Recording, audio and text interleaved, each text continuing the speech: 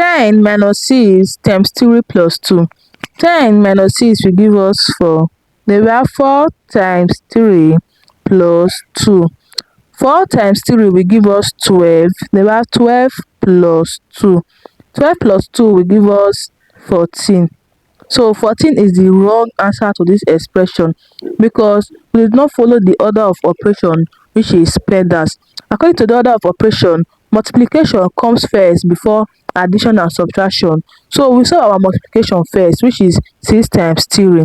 Let's solve the right answer to this expression.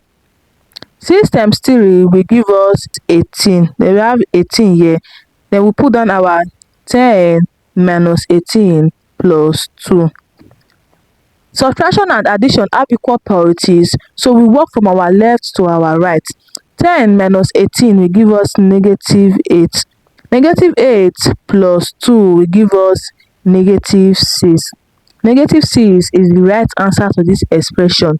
I hope you find this video helpful. Please don't forget to like, comment and subscribe. Thanks for watching.